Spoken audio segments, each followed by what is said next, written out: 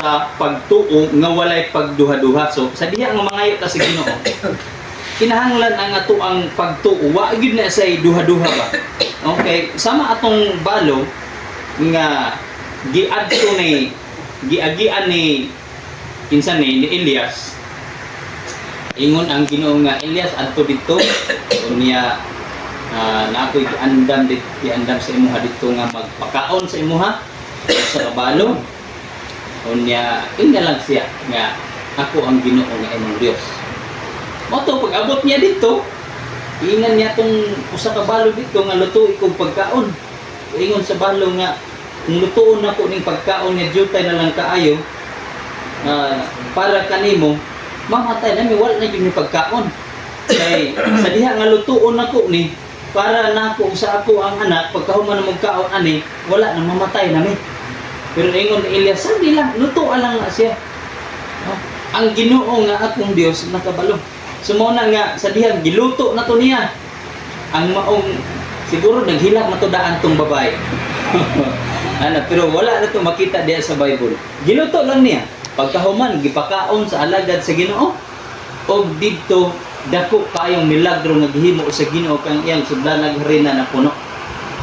Mao tong milagro nga gihimo sa Ginoo. Sumuna nga kung wala kay pagduha-duha diha sa imong kasing-kasing madawat gyud nimo ng katubagan sa imong mga pag-ampo. Kay siguro dugay na kay na nimong iampo sa Ginoo. No? Unya sa diha nga magpadayon ka mulahutay ka diha sa imong pag-ampo madawat nato ang kusog. No? Diha sa ato ang pagpangalagad sa Ginoo. Ingon pa niya sa 40:31 sa Isaias. Ingon pa niya apan sila nga nagpaabot sa Ginoo magabag-o sa ilahang kusog. So samtang nagapadayon kita karon sa atong pagpangalagad sa Ginoo, ginahulat nato ang pagbalik sa ato ang bugtong buhi ng Dios, ginarinyo sa Ginoo ang ato ang mga kusog. Nga naman, lahutay man sa ato ang mga pag-ampo.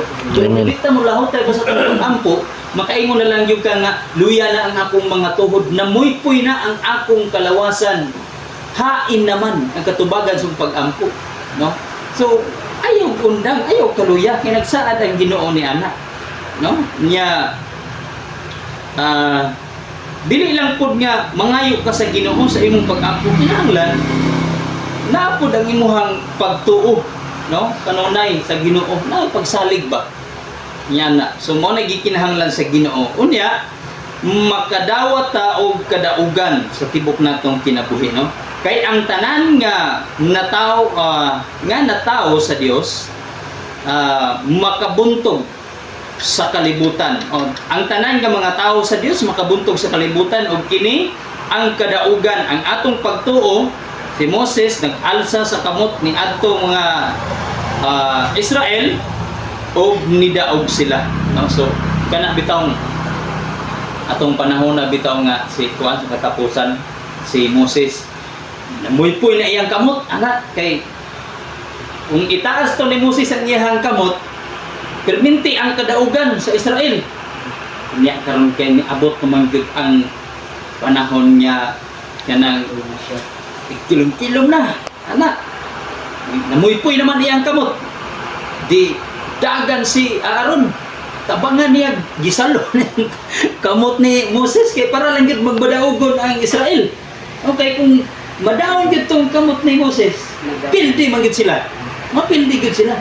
So mao man toy kuan sa Ginoo, sugo sa Ginoo nya itaas lang ang kamot ni Moses di man mo nagikan buntag hangtod na gabi ato pagway hangtod na gabi ato kuan pa yun kadlaw. So mo nang kapoy lagi kayo ngani ka nang muday lang gayta sa Ginoo. Bayan lang itong kamot. Mga 10 minutos, murag, ana ng pikas, bali na po sa pikas. Nadugay, ana-ana rin yung kasi mong likod. Kung gusto na lang ni mong kamot, kaya hawin naman kayo. Pero si Moses at the time, pila ka adlaw itong away niya, hindi kamot.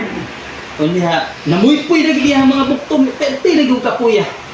Gisalok niya, unik na ang kamot para bayaw lang yun bakyaw ang kamot ni Moses at dito ng singati ang kadaugan.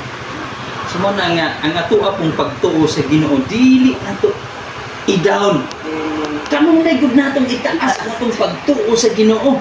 Ayaw gyud ingon nga Tubag baka ang Ginoo ana. So ang Habakuk kaniha nagsulti nga naay gitakdang panahon ang Ginoo ayaw pagdali. Siguro kuan ra kay taras ra kay ta, no? Yan na ba? Brutal Wala pulin. pa kanang dali-on na to ang Ginoo, Lord, ugma na. Yan mao na gid ni Lord. Mao na akong gusto, pero dili kita ang matuman. Ang Ginoo gyud may matuman. Kanang gitawag diha ang kabubuton sa Ginoo may matuman. Kay kung kita na lamang ko'y matuman, under na nato ang Ginoo. No, nagpasabot niya kita ang naa kung ingon ana, kung kita ang matuman, nagpasabot niya kita ang naa sa trono sa atong kasing-kasing. Kinsa man day ang naa sulod sa imong kasing-kasing? Nganong ikaw na may matuman, no? So ang Ginoo gyud diha kung naa ang Ginoo sa imong kasing-kasing, iyang kabubuton perminti ang matuman sa imong kinabuhi. Dili ang imuha, no? Mo na kung sahay kita magampo puta sa Ginoo ura-urada ba? Lord, ugma na. Nagbulan na Lord. Mao gyud niya ako ang gusto. No, so kanang ihatag gyud nimo sa ako ako ya. Ihatag gyud Lord. No? So dili ingon ana. Pero kanang mga kaayuhan diha, pwede kay na nimo himuon ingon ana. No? Pero mangayo kag mga unsa di Lord, mangayo og yuta na 20 hectares. Mangayo na ko na sa imong Lord. Kining bulan ang kining pitsaha. No, gawas lang kabubuton sa Ginoo kana ihatag gid na sa Ginoo. No, so ingon ana, no, madawat nato ang atoang mga pag-ampo diha pinaagi sa ato ang pagtuo kung ibayaw nato kanunay ang pangalan sa Ginoo. Dili ta maluya. Bayaw nato kanunay ang ato ang pagtuo pagsalig sa Ginoo. No, so mao na mga higsuon ninitak na sa kahaponon ang milagro ug pagtubag sa Ginoo nari gina sa kanunay naa sa ato ang paglahutay.